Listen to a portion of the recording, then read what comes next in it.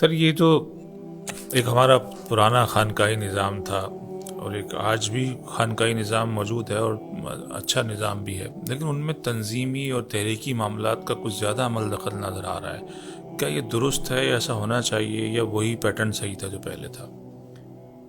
دیکھیں علی بھائی، میں بحیثیت ایک طالب علم کے جو میں سمجھ پایا ہوں، تحریک اور تنظیم میں تو پہلے ایک فرق ہے نا، اس کو سمجھیے۔ جی تحریک تو کسی واقعے، کسی حادثے کے سبب بنتی ہے، واقعہ ختم ہوتا ہے تو تحریک بھی ختم ہو جاتی ہے۔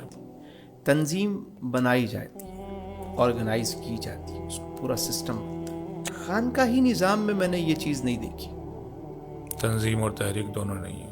یہ تحریکیں تو بنی جن میں انہوں نے حصہ لیا، خانقاہوں والوں نے بھی اس میں حصہ لیا، کردار ادا کیا، بڑی بڑی تحریکوں میں حصہ لیا، لیکن تنظیمی نیٹ ورک کو اس طرح کے خانقاہی نظام میں نظر نہیں آتے۔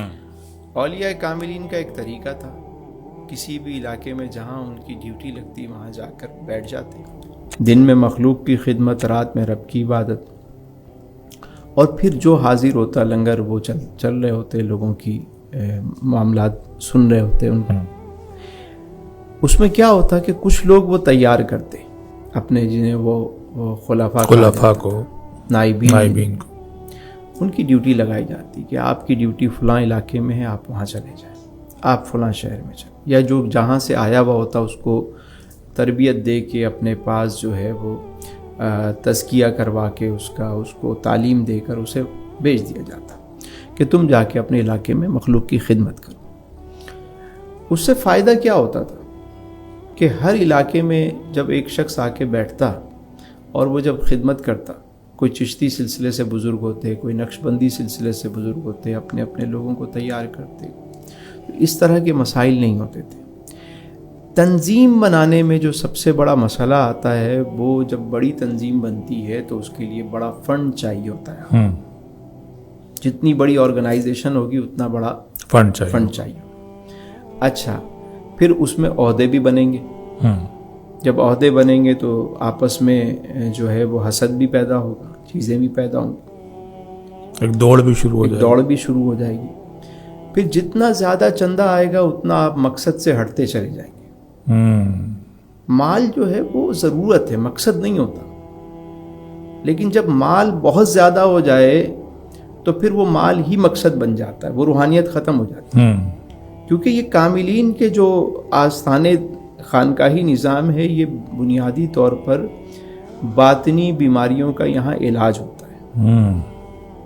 لیکن جب ان کو آپ نوٹ گننے پہ لگا دیں گے، جب آپ ان کو اسی دنیا داری کے معاملات میں کہ کتنا فنڈ آ رہا ہے اور کہاں انویسٹ کرنا ہے اور کتنا، اور تو آپ پھر وہ ایک آرگنائزیشن میں لگ جاتے ہیں۔ آرگنائزیشن مجبور کر دیتی ہے۔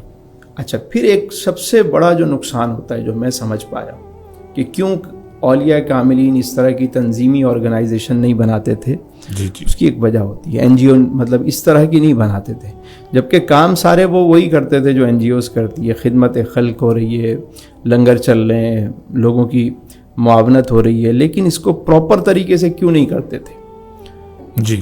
جو میں سمجھ پایا ہوں اس کی وجہ کہ جب اتنی بڑی تنظیم اور اتنا بڑا نیٹ ورک آپ جب بناتے ہیں نا، پھر آپ کہیں پر کلمہ حق کہنا ہونا تو وہاں آپ کمپرومائز کر جائیں۔ کیوں؟ کیونکہ وہ آپ کو یہ خطرہ ہوتا ہے کہ کہیں سارا نیٹ ورک ہمارا بند نہ ہو جائے۔ بھائی مجھے فلاں فنڈ کر رہا ہے، اس کے مفاد کے خلاف جملہ میں کیسے کہوں گا؟ کیوں؟ ہمارے اولیاء کاملین نے جیلیں نہیں کاٹی، اسیری نہیں کاٹی، ائمہ مجتہدین نے کیا ان کے جنازے نہیں نکلے جیلوں سے؟ کیوں؟ کیونکہ انہوں نے کلمہ حق کہا، کمپرومائز نہیں کیا، نہ اتنا بڑا کوئی انہوں نے سسٹم لے کر چلے۔ یہ بنیادی مسئلہ ہے کہ جس کی وجہ سے میں سمجھتا ہوں کہ خانقاہی نظام کو اپنے حساب سے کام کرنا چاہیے، باقی معاملات، تنظیمی معاملات، ریاست کی ذمہ داریاں وہ ریاست کو کام کرتی ہیں۔